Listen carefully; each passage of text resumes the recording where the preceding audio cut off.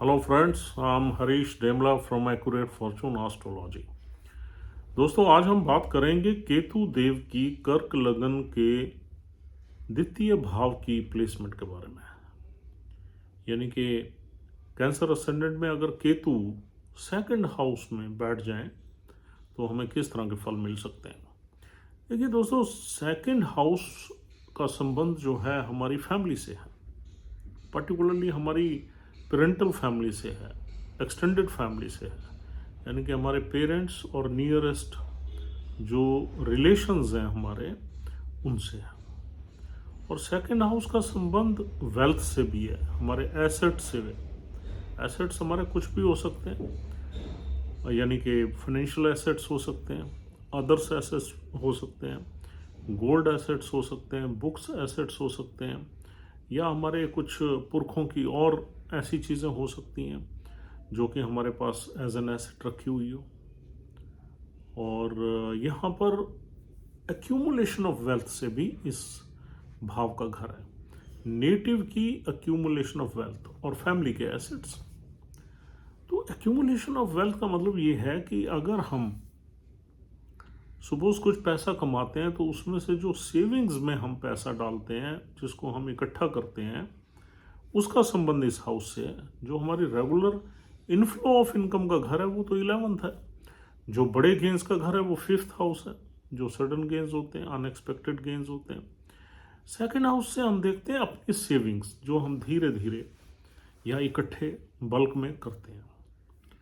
और यहाँ से हम अपना स्पीच पैटर्न देखते हैं, यानी कि हमारा बोलचाल, नॉर्मल हमारी जो स्टाइल है बोलने का वो कैसा है। और यहाँ से हम देखते हैं अपनी फूड हैबिट्स, किस तरह का हम खाना पसंद करते हैं, किस तरह का खाते हैं, क्या हमारा खाना न्यूट्रिशियस है या जंक फूड है, या बहुत अच्छा है या बहुत बुरा है। ये सारी चीज़ें हम सेकेंड हाउस से देखते हैं। और ये अर्ली चाइल्डहुड का हाउस है, बिफोर एजुकेशन का, यानी कि बर्थ के बाद ये नेक्स्ट ईयर हाउस है। तो जो बिफोर एजुकेशन, जो हमारे 4-5 साल रहते हैं, और इसी हाउस से हम बड़े होते हैं। तो इस हाउस को देख के ये भी पता लगाया जा सकता है कि हमारा अर्ली चाइल्डहुड कैसा रहा। क्या हमारी मौज मस्ती रही वहाँ या क्राइसिस रहे। और इस हाउस को देख के ये भी पता लगाया जा सकता है कि हमारे पेरेंट्स के पास वेल्थ कितनी रही। क्या हमारे पेरेंट्स रिच थे, पैसे वाले थे, या ऑर्डिनरी उनकी लाइफ रही। तो ये हाउस बहुत ही इम्पोर्टेंट है। और अगर हम अपनी फिजिकल बॉडी को देखें तो इस हाउस का संबंध है हमारे फेस से। ओवरऑल फर्स्ट हाउस का संबंध ज़्यादातर ब्रेन से होता है, सेकंड हाउस का संबंध फेस से होता है। और फेस में सारी चीज़ें इंपॉर्टेंट है। इसमें आइज़ सबसे ज़्यादा इम्पॉर्टेंट है, क्योंकि आइज़ जो है रोशनी का कारक है। और यानी कि आइज़ से हम देखते हैं, रोशनी है। और पर्टिकुलरली यहाँ अगर कोई मैलेफिक एनर्जी आ जाए, केतु या राहु जैसी या शनि जैसी, तो ये हमारी आइज़ को सबसे पहले अफेक्ट करते हैं। इसलिए हमने बोला कि ये इम्पोर्टेंट है। तो दोस्तों, यहाँ पर केतु के फल जो है, अब केतु क्या है? केतु एक छाया ग्रह है, शैडो प्लैनेट है। और यहाँ राशि पड़ी हुई है सूर्य की, जिसका एनिमी है। सूर्य और चंद्र का तो केतु एनिमी है, बिटर एनिमी है राहु और केतु। और जो सूर्य की राशि है वो बहुत रॉयल है, रीगल राशि है, क्रिएटिव सेल्फ एक्सप्रेशन की राशि है, आर्ट एंड क्रिएटिविटी की राशि है, स्टॉक मार्केट की राशि है, चाइल्ड बर्थ की राशि है। और यूं कहना चाहिए कि रोमांटिक लाइफ की राशि है, लव लाइफ की राशि है। But it is a regal sign. 5 number is a royal sign. या केतु जैसा एक पैथेटिक प्लैनेट आ गया, छाया ग्रह आ गया, तो यहाँ बहुत अच्छे रिजल्ट्स हम एक्सपेक्ट नहीं कर सकते। केतु एक सेपरेशन का कारक है, सॉलिट्यूड यानी अकेलेपन का कारक है, नेगेटिविटी का कारक है। और केतु से हम हालांकि मोक्ष भी देखते हैं, लेकिन मोक्ष के रास्ते पे केतु आपको पीड़ा के रास्ते से ले जाता है। जो मोक्ष का रास्ता अगर गुरु आपके चार्ट में बहुत ज़बरदस्त पड़ा हुआ है और कोई अफ्लिक्शन नहीं है उसमें, तो गुरु आपको स्ट्रेट अवे मोक्ष के रास्ते पे ले जाता है विदाउट ट्रबलिंग यू। केतु आपको जो है सबसे पहले ट्रायल्स, लाइफ के टफ ट्रायल्स देता है और उसमें आदमी का मन बदल जाता है। तो केतु जो है हमारे मन की स्थिति को एकदम बदल देता है विद इन सेकेंड्स।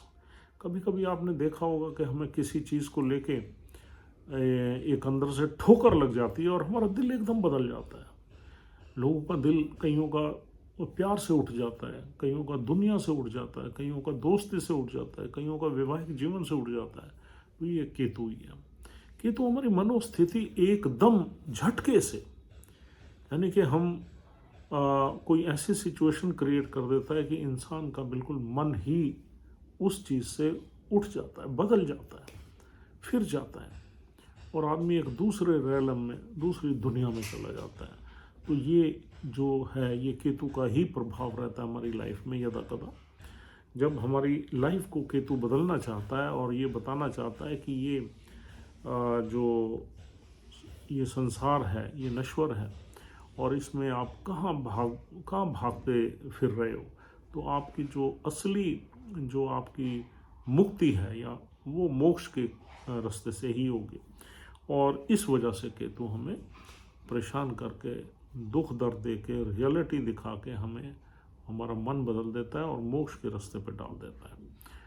तो दोस्तों अभी ये सबसे पहले यहाँ बैठा हुआ केतु इंसान को अपने परिवार से, क्योंकि परिवार का घर है ये, परिवार से आदमी कनेक्ट नहीं कर पाएगा। जब तक परिवार पे डिपेंड है तब तक तो मजबूरी है उसकी, तब भी उसको ऐसे लगेगा यार मैं कहीं बाहर जाना है, दूर सेटल होना है, यानी कि परिवार को छोड़ना है।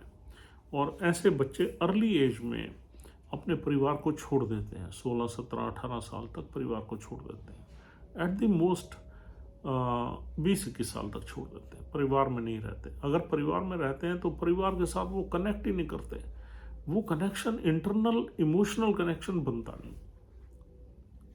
और अपने एक्सटेंडेड फैमिली से भी वो डिस्कनेक्ट रहते हैं। अगर एक्सटेंडेड फैमिली से फिजिकल कनेक्शन उनका रह भी जाए तो इंटरनल कनेक्शन डिस्कनेक्टेड रहता है। They are never satisfied with their families. और दूसरा ये वेल्थ का, एक्यूमुलेटेड वेल्थ का घर है, फैमिली की वेल्थ का भी घर ही है। तो यहाँ देखा गया है, ज़्यादातर देखा गया है कि परिवार ऐसे लोगों का एक ऑर्डिनरी होता है, उनके पास ज़्यादा सेविंग्स नहीं होती पैसे की, एक ऑर्डिनरी परिवार रहता है वो। और तीसरी चीज़ यहाँ अगर देखते हैं तो फैमिली की सपोर्ट भी ऐसे बच्चों को कम मिलती है, डिसअपॉइंटमेंट्स ज़्यादा मिलती हैं फैमिली से। और आगे देखा जाए तो ये इंसान पैसा कमा तो सकता है लेकिन इकट्ठा करने में बड़े चैलेंजेस रहते हैं, बहुत ही चैलेंजेस रहते हैं। ऐसे लोगों के पास कुछ पुराने अपने पुरखों के कुछ एसेट्स वगैरह हो सकते हैं। अगर केतु पर्टिकुलरली मघा नक्षत्र में है, मघा नक्षत्र पितरों का है, पुरखों का है, तो हो सकते हैं, लेकिन उन एसेट्स की कोई ज़्यादा वैल्यू नहीं होती। ये तो हम केतु की ही बात कर रहे हैं। अगर आपका चार्ट बहुत ही साउंड है, दूसरे प्लैनेट्स बहुत ही अच्छे पड़े हुए हैं, तो चीज़ें रिवर्स हो सकती हैं, लेकिन फिर भी यहाँ इसका प्रभाव पूरा रहता है। यानी कि आपको पैसा इकट्ठा करने में या सेविंग्स में आपको दिक्कत आएगी, आप ओवर स्पेंडिंग रहेंगे, एक्स्ट्रा वेगेंट रहेंगे, आप पैसे को खर्चा, आपको पता ही नहीं लगेगा पैसा कहाँ कहाँ निकल रहा है, और सेविंग्स आपकी लगभग ना के बराबर रहेगी। हाँ, कभी कभी ऐसा भी होता है कि आपने 1 लाख 2-4 लाख रुपए इकट्ठे किए, वो फिर निकल जाता है, ऐसा भी होता है। ये नहीं, ये बिल्कुल नहीं होगा। आपका बैंक बैलेंस हुआ, 2-4-6 महीने आपने सेविंग की, फिर कोई ऐसी सिचुएशन आई जिसमें आपका पैसा निकल गया, तो फिर आपका वो खाली हो गया अकाउंट। तो लिक्विड कैश की यहाँ पर प्रॉब्लम रहती है। और खाने पीने को, फूड हैबिट्स को देखें तो यहाँ केतु हमें अच्छी फूड हैबिट्स नहीं देता। हम हर तरह का खाना खा लेते हैं, और जिससे हमारी हेल्थ वगैरह भी अफेक्ट हो जाती है। अब हेल्थ की बात आई तो यहाँ केतु बैठ के शैडो प्लानेट है, और यहाँ पर हमारी आइज़ वगैरह को भी अफेक्ट कर देता है और पेट को भी अफेक्ट कर देता है, यानी कि हमारा पेट अपसेट रहेगा और हमारी आइज़ जो है वीक रहेंगी। और अगर केतु सामने मंगल को देख रहा हो, मंगल 8वें में हो, तो यहाँ आइज़ की सर्जरी वगैरह जल्दी हो जाती है। ज़रूरी नहीं आपकी कैटरेक्ट सर्जरी हो सकता है कोई सीरियस सर्जरी हो जाए, कोई रेटिना की हो जाए, कॉर्निया की हो जाए, या कोई और सर्जरी हो, लेज़र सर्जरी हो जाए, अगर मंगल का इन्वॉल्वमेंट बीच में आ गया तो। और मंगल 6 या 8वें में अगर बैठ गया तब ऐसी सिचुएशन बनती है। और दूसरी चीज़ ये है कि यहाँ पर हमारा जो स्पीच पैटर्न होगा वो काफ़ी हार्श होगा, क्योंकि केतु जो है वो मंगल जैसा प्लानेट है। मंगल जो है अग्निकारक है, केतु उससे 10 टाइम्स ज़्यादा अग्निकारक है। मंगल अगर अग्नि है तो केतु एक ब्लास्ट है, जैसे एक बॉम्ब गिरता है और लावा निकलता है, ब्लास्ट निकलता है, तो वो केतु की एनर्जी है। इसलिए केतु हमारी स्पीच में हार्शनेस दे देगा। ईगो यहाँ पर ज़्यादा रहेगी इंसान में, जिस भी चार्ट को आप देख रहे हो नेटिव में ईगो ज़्यादा रहेगी। वो हर चीज़ में अपना घमंड, अपनी जो है थोड़ा सा अपनी अकड़ दिखाएगा, और वो दिखाएगा ये मैंने किया है, उसमें मैं ज़्यादा रहेगी। और रिलेशंस, पर्टिकुलरली अपनी फैमिली के, एक्सटेंडेड फैमिली में रिलेशंस को अच्छा नहीं रख पाएगा। हाँ, अगर उसके गुरु जैसे प्लानेट, शुक्र जैसे प्लानेट बहुत अच्छे पड़े हुए हैं, अगर शुक्र लगन में ही आ गया, चौथे घर का मालिक 11वें घर में, या शुक्र 11वें घर में बैठ गया, तो रिलेशंस अच्छे रहते हैं। लेकिन फिर भी कहीं ना कहीं कनेक्शन जो है, इंटरनल कनेक्शन नहीं रहता, फॉर्मल रिलेशंस अच्छे रहते हैं। और दोस्तों यहाँ पर केतु बैठ के हमारे 6ठे घर को देखता है। अब 6ठा घर आपको पता ही है, डिस्प्यूट्स का है, बीमारी का है, लोन्स का है, सब चीज़ों का है। तो दूसरे घर का जो सिग्निफिकेंस है उससे तो केतु हमें सेपरेट करने की कोशिश करता है। अब देखिए, 6ठा घर दुष्टाना हाउस है, केतु इस घर को एक्टिवेट कर देता है ताकि हमें ट्रबल ज़्यादा रहे। आदमी लोन ले लेगा, पूरी ज़िंदगी लोन में पैसे ही देता रहेगा ताकि उसकी सेविंग ना हो पाए। किसी डिस्प्यूट में आपका पैसा जा सकता है, किसी लिटिगेशन में जा सकता है, किसी बीमारी में जा सकता है, या आपके एनिमीज जो है वो भी यहाँ पर ज़्यादा केतु कर देगा ताकि आप परेशान रहो। और केतु की 7वीं दृष्टि 8वें घर पे पड़ेगी, वहाँ राहु बैठा हुआ है, तो राहु जहाँ बैठता है वहाँ केतु का इम्पैक्ट कम रहता है, वहाँ राहु का रहता है, क्योंकि ये अपोजिट एनर्जीज है राहु और केतु। क्योंकि राहु हमारे ब्रेन का मालिक है, यानी कि एक अनसेटिस्फाइड, डिससेटिस्फाइड एनर्जी है, और केतु हमारे दिल का मालिक है, तो दोनों अलग एनर्जीज हैं। तो 8वें घर में अगर केतु देखता है तो वहाँ पर हम कुछ भी नहीं कहेंगे, लेकिन 10वें घर में जब केतु देखेगा तो हमारी प्रोफेशन में कुछ न कुछ ऑब्स्टेकल्स क्रिएट करेगा, हमारे सोशल स्टेटस में दिक्कत आएगी, सोशल स्टेटस बनाने में हमें बहुत टाइम लग जाएगा, और बड़े लोगों से हम कनेक्ट नहीं कर पाएंगे, यानी कि जो पावरफुल लोग हैं, जो जिनके पास यानी कि स्टेटस है, पावर है, उनके साथ हम ज़्यादा कनेक्ट नहीं कर पाएंगे। और अगर उनका हमारा कभी मिलना भी हुआ तो फिर हम उनको उस रिलेशनशिप को मेंटेन नहीं करेंगे, और कहीं ना कहीं हमारी प्रोफेशनल लाइफ में भी ये हर्डल्स क्रिएट करेगा, और हमें सेटल ये लेट करेगा। 38 साल के बाद इंसान को केतु सेटल करता है, और इसके पड़ाव हैं। 38 साल का ऐसा पड़ाव है जिसके बाद कुछ ना कुछ हमें अच्छे रिजल्ट्स मिलने शुरू हो जाते हैं। तो केतु दोस्तों धन भाव में या परिवार के भाव में, और वो भी सूर्य की राशि में, अच्छा काम नहीं करता। दूसरी चीज़ ये है कि यहाँ पर अगर हम हेल्थ को देखें तो केतु हमारी आई साइट को अफेक्ट करेगा, हमारे फेस पे कोई ना कोई चोट चपेट लग सकती है, कोई दाग हो सकता है हमारे फेस पे, पर्टिकुलरली तब जब ये मंगल को देख लेते हैं। मंगल को किसी भी दृष्टि से देख ले, छठे में देख ले, आठवें में देख ले या 10वें में देख ले, तो ये हमारे फेस पे कोई ना कोई स्कार, कोई ना कोई कट लगा देता है, कोई ना कोई दाग धब्बा हमारे फेस पर रहता है। और 5 नंबर राशि सूर्यदेव की है, तो थोड़ा सा हमें पेट वगैरह में भी हमारी डाइजेशन वगैरह को अफेक्ट करता है। अब देखिए दोस्तों, यहाँ पर अगर केतु किसी दूसरे प्लैनेट के साथ बैठ जाए तो और ज़्यादा खराब रिजल्ट्स देता है। चंद्र के साथ बैठ जाए तो हमें साइकिक या साइकोलॉजी हमारी एक जो है ना ग्रहण का योग बना देता है। ग्रहण मतलब हमारा मन जो है उस पर एक छाया प्लैनेट आ गया तो हमें फिकल माइंडेड बना देता है, कंफ्यूज बना देता है, अनडिसाइसिव बना देता है। और अगर सूर्य के साथ यहाँ केतु बैठ जाए, नज़दीक बैठ जाए, तो कहीं ना कहीं हमारी सेल्फ इस्टीम में, हमारी इज्जत में, सोशल स्टेटस में, फैमिली स्टेटस में दाग लगा देता है। और अगर मंगल के साथ बैठ जाए तो हमें वायलेंट बना देता है, हम हमेशा लड़ते ही रहेंगे लोगों से, एग्रेशन रहेगा, और वहाँ एक्सीडेंट, चोट चपेट, इस तरह के भी छोटे छोटे कट्स वगैरह हमें लगते रहेंगे।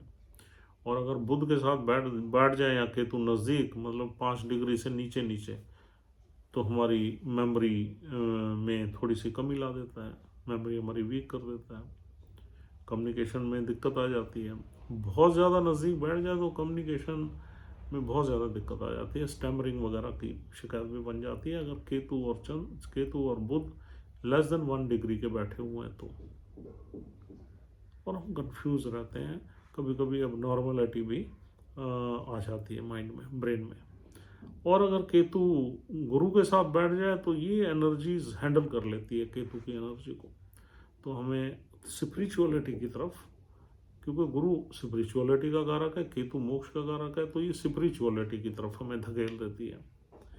और अगर शुक्र के साथ बैठ जाए तो वैवाहिक जीवन में दिक्कत आती है, फिजिकल रिलेशनशिप में दिक्कत आती है, हमारे जो स्पर्म्स होते हैं वो कम हो जाते हैं बॉडी में, और जो भी हमारी ऐशो आराम, सुख, सुविधाएं जो शुक्र देव जिससे ब्लेस करते हैं उनमें कमी आ जाती है। और अगर शनि के साथ बैठ जाए तो एक बीमारी का योग बना देता है, नज़दीक बैठ जाए तो बीमारी मतलब थोड़ी सीरियस भी हो जाती है।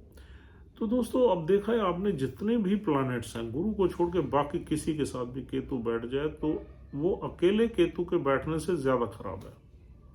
अकेला केतु बैठा हुआ है तो आप फिर भी कम से कम रिलीफ है, अगर कोई और भी प्लैनेट बैठ जाए तो खराब कर। और यहाँ पर 3 नक्षत्र मिलते हैं, एक मघा नक्षत्र मिलता है, एक पूर्व फाल्गुनी, एक उत्तर फाल्गुनी। मघा नक्षत्र हालांकि केतु का अपना है, पितरी का नक्षत्र है, पितरों का नक्षत्र है। अगर केतु यहाँ पर बैठ जाए तो कुछ ना कुछ जो है कुछ ना कुछ आपके पास, आपकी फैमिली के पास कुछ प्राचीन एसेट्स हो सकते हैं, लेकिन उनकी कोई खास वैल्यू नहीं होती। और अपना ही नक्षत्र है केतु का। और अगर आपके 5वें घर में मंगल खुद बैठ जाए या 10वें घर में मंगल खुद बैठ जाए तो ऐसा माना जाता है कि आपके जो फैमिली के एसेट्स होंगे वो कुछ ना कुछ लैंडेड प्रॉपर्टी से रिलेटेड एसेट्स हो सकते हैं। मंगल भूमि कारक है, और अगर 10वें घर में बैठ जाए, पावरफुल भी है, 10वें घर में उसकी अपनी राशि भी है, तो फिर उसमें हम ये मान सकते हैं कि आपके पितरों से या पूर्वजों से कुछ न कुछ एसेट्स आपकी फैमिली के होंगे। अगर मंगल भी वीक है, अफ्लिक्टेड है, तो ये चीज़ें नहीं बनती फिर। और दोस्तों, यहाँ पर दूसरा नक्षत्र, हाँ, अगर यहाँ मघा में है तो सिर्फ आप चंद्र की पोजीशन देखो, शुक्र की देखो, मंगल की देखो, पर्टिकुलरली वेल्थ और एसेट्स देखने के लिए। अगर ये प्लैनेट्स अच्छे हैं तो definitely you will be blessed with wealth, लेकिन हाँ, आपकी फिर भी सेविंग्स में थोड़ी सी प्रॉब्लम्स रहेंगी। और दूसरा नक्षत्र है या पूर्व फाल्गुनी, वो शुक्रदेव का ही नक्षत्र है। अब देखिए, शुक्रदेव के नक्षत्र में अगर केतु है और शुक्रदेव वेल प्लेस्ड है तो ये आपको कुछ न कुछ अच्छी चीज़ों से ब्लेस करेगा। यानी कि शुक्रदेव लगन में ही पड़े हुए हैं या शुक्रदेव चौथे घर में ही है, तो ये प्रॉपर्टी से ब्लेस कर सकता है, कन्वीनियंसी से, कारों से या दूसरी फैसिलिटीज़ वगैरह से आपको ब्लेस करेगा। अगर शुक्रदेव की पोजीशन वीक है और केतु शुक्रदेव के नक्षत्र में, तो चीज़ें खराब हो जाएंगी, फिर आपको वही सारी चीज़ें मिलेंगी जो हमने बोला है। और ऐसे ही उत्तर फाल्गुनी एक नक्षत्र है, उसका सिर्फ एक ही चरण मिलता है यहाँ पर, पहला चरण।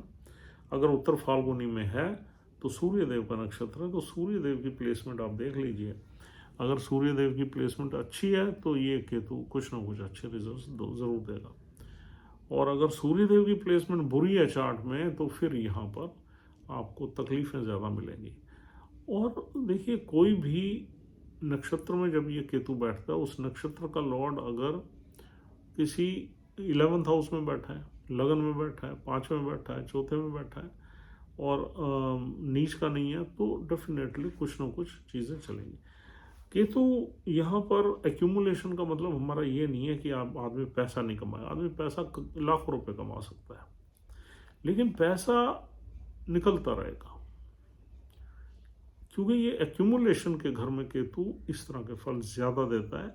लेकिन ये हमने सिर्फ केतु की ही प्लेसमेंट डिस्कस की है, दूसरे प्लैनेट्स भी अपना असर छोड़ते हैं, तो कभी भी आप फाइनल कंक्लूजन पे दूसरे प्लैनेट्स की पोजीशन देख के ही जाएं कि हाँ यार, ये प्लैनेट मुझे दे रहा है लेकिन केतु नहीं दे रहा, इस प्लैनेट की वजह से ये ब्लेसिंग आ रही है। तो आप जब भी कंक्लूड करें तो दूसरे चार्ट के प्लैनेट्स को ज़रूर देखें।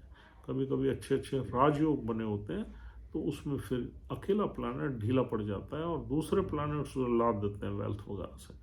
तो डीमोटिवेट होने की ज़रूरत नहीं जब तक चार्ट ओवरऑल आपका ख़राब नहीं है, और दूसरे प्लैनेट से भी आपको वेल्थ मिल सकती है, लेकिन यह केतु का प्रभाव वही रहेगा जो हमने आपको बोला है। So friends, thank you very much for watching this video. उम्मीद करता हूँ आपको ये डिस्कशन फ्रूटफुल लगी है। If you are liking our videos, please try to subscribe our channel immediately, or else we'll see you tomorrow. Take care of yourself and your family. Goodbye.